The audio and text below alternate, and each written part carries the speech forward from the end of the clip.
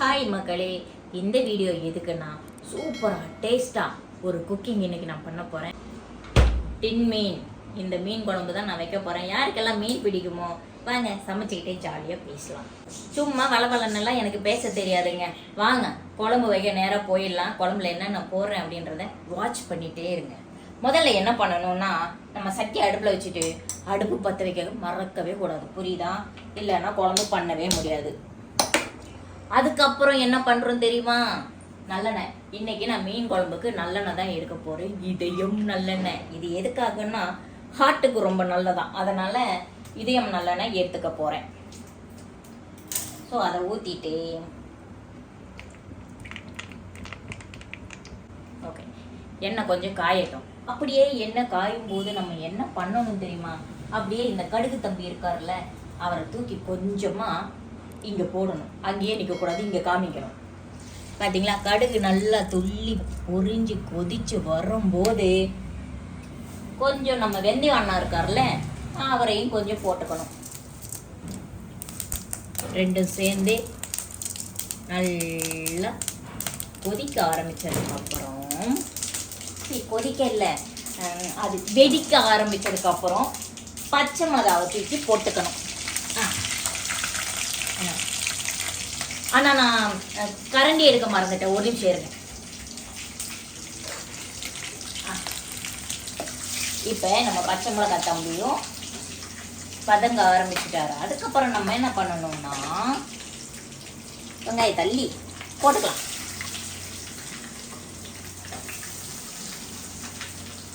எதையாவது மறந்துட்டேனா? மோஸ்ட்லி மறக்கிறதுக்கு வாய்ப்பு இல்லை. ஏன்னு கேட்டால் எல்லாமே எடுத்து வச்சுட்டேன் நான். பெரிய வெங்காயம் ஒரு 4 எடுத்திருக்கேன். அது நல்லா வதங்கினதுக்கப்புறம் அதை சொல்லிடுறேன். பச்சை மிளகாய் ஒரு 3 எடுத்துக்கோங்க, காரத்துக்கு போட்டுக்கோங்க. அதுக்கப்புறம் பெரிய வெங்காயம் இருக்குல்ல, ஆனியன், அதையும் தூக்கி ஒரு 3 வெங்காயம் தானே? ஆமாம், 3 வெங்காயம் தான் அரிஞ்சேன். 3 வெங்காயம் போட்டுக்கணும்.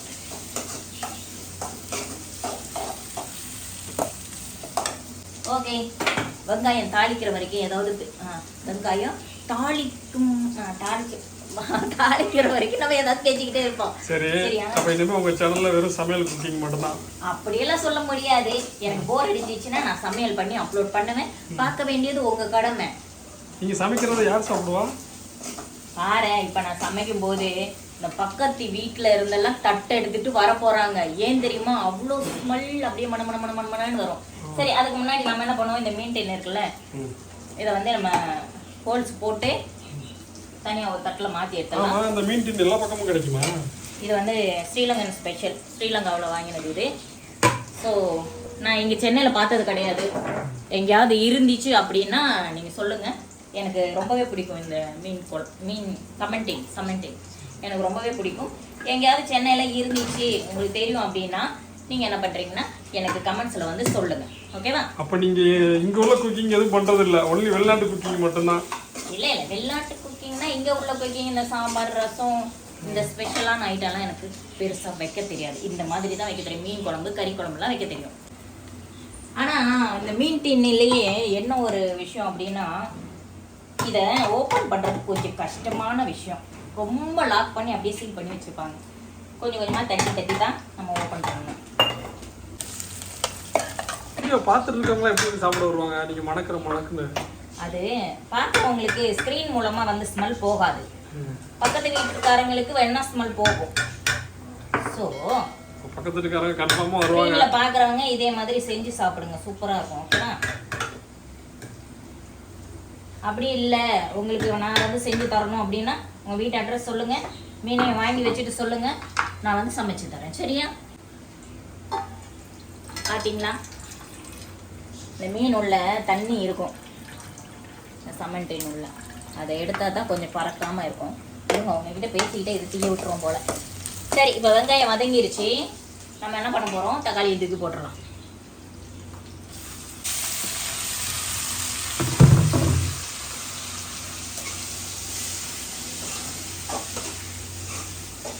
தக்காளியும் வதங்கட்டும்.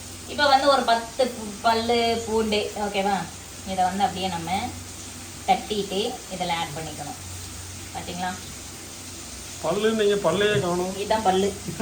வாயில இருக்க பல்லையை புடிங்கி போட முடியும். ஆகே உரலில் போட்டு நன்றாக குத்தவும். ஓகே, அரவை கடம் கொத்துனதுக்கு அப்புறம் குத்தினதுக்கு அப்புறம் அப்படியே எடுத்து இதுல போடுறாங்க. பாத்தீங்களா, போட்டாச்சா?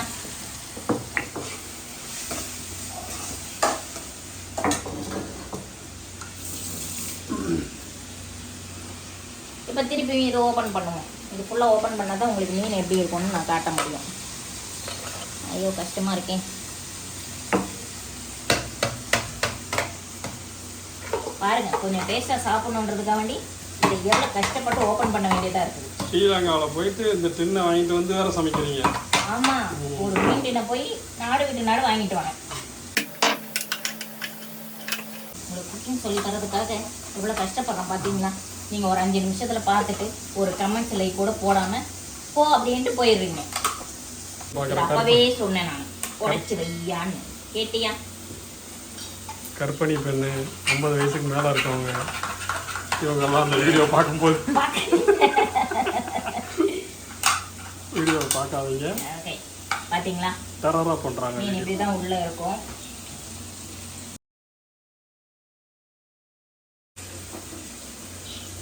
பார்த்தீங்களா, இதுதான் மீன்.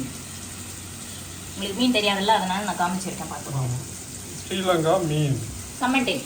சம்மண்டின். கையை வாஷ் பண்ணிக்கிறேன். தக்காளி இது ரெண்டுமே நல்லா ஆட் ஆகிட்டு இருக்கு. இப்போ வந்து நான் உப்பு போட போகிறேன். ஓகேவா? தோ மலை சாரல் மாதிரி போடணும்.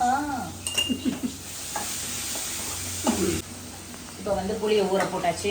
அதுக்குள்ள நான் தேங்காய் வச்சுட்டு வந்துடுறேன். இது என்னது? இப்போ வந்து தேங்காய் பாலும் அடிச்சு எடுத்துட்டேன். மீன் குழம்புக்கு தேங்காய் பால். ஆமா, இப்போ இதுல இருக்குல்ல தண்ணி, அந்த தண்ணியை நம்ம வடிச்சு ஊத்திக்கலாம்.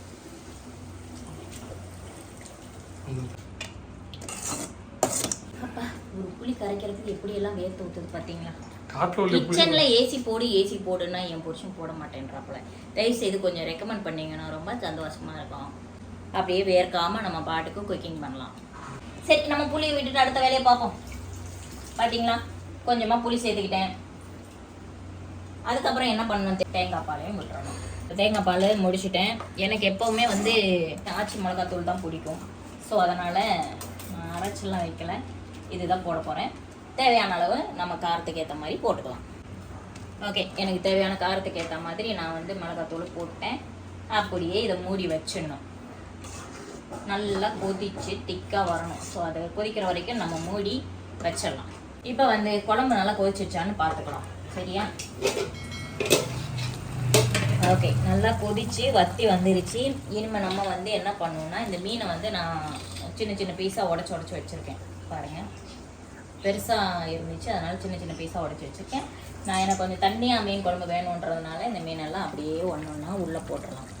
இந்த முள்ளெல்லாம் கூட நல்லா சாப்பிட்லாங்க, ஏன்னு கேட்டால் குத்தாது. நல்லா வெந்து போன மீனை தான் இது டபாவில் போட்டு அடைச்சி வச்சுருப்பாங்க.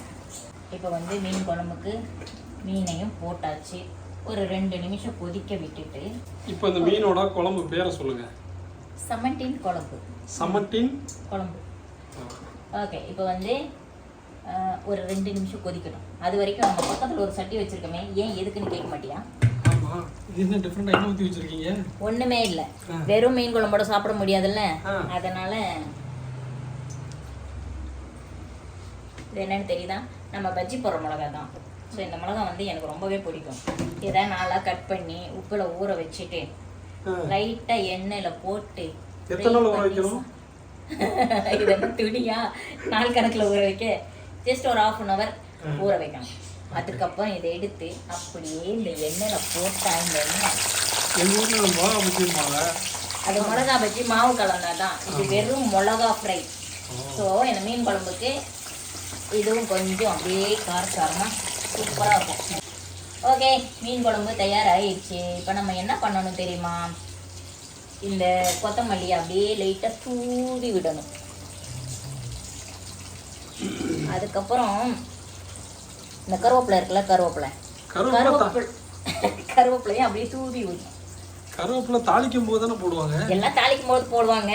நாங்கள் கொஞ்சம் டிஃப்ரெண்ட்டாக இறக்கும் போது போடுவேன். ஏன்னு கேட்டால் எனக்கு அந்த ரொம்ப வதங்கினா நல்லா ஃப்ளேவர் இருக்காது. ஸோ அதனால் பச்சை அந்த ஸ்மெல் வரும்போது கொஞ்சம் சாப்பிட்றதுக்கு இன்னும் ஆசையாக இருக்கும். அதனால தான் நான் இறக்கும்போது கருவேப்பிலையை போட்டுப்பேன். வெளியில் கேட்டில் யாராவது நிற்கிறாங்களான்னு பாரு. கேமரா நீ பிடிக்கிறதுனால உனக்கு கொஞ்சம் டேஸ்ட்டுக்கு தரேன். நீ எப்படி இருக்குன்னு சொல்லிட்டு சொல்லு. எப்படி இருக்கு? ஆமாங்க, ஒரு புது புதையான டிஃப்ரெண்டான ஒரு குழம்பா தாங்க இருக்கு. அப்படியே ஒரு கரண்டி எடுத்து கொடுத்தேன்னா இதை அப்படியே கரட்டி போட்டுருவேன்.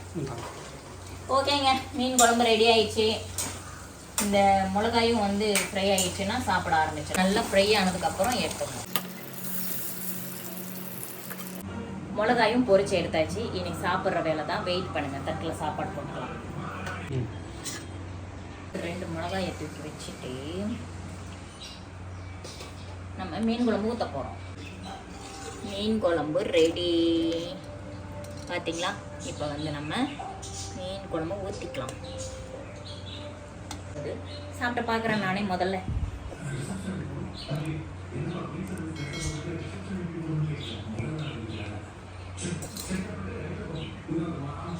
பரவாயில்ல, நானும் நல்லா சமைக்கிறேன். இவ்வளோ நாளாக உங்கள் திறமையெல்லாம் மூட்டை கட்டி வச்சுருக்கீங்க. ஆமாம், மூட்டை கட்டி வச்சுட்டு இருந்திருக்கேன். இந்த மிளகாய் எப்படி வச்சு அப்படியே எடுத்து சூப்பராக இருக்கும். உங்களுக்கு இந்த வீடியோ பிடிச்சாலும் பிடிக்காட்டிக்கும் நம்ம சேனலை சப்ஸ்கிரைப் பண்ணிட்டு இவ்வளோ நாள் எப்படி சப்போர்ட் பண்ணீங்களோ அதே மாதிரியே சப்போர்ட் பண்ணுறீங்க. அப்படி இல்லைன்னு வச்சுக்கோங்கமே, உங்களை சாப்பிட வச்சு டார்ச்சர் பண்ணுவேன். பாய்.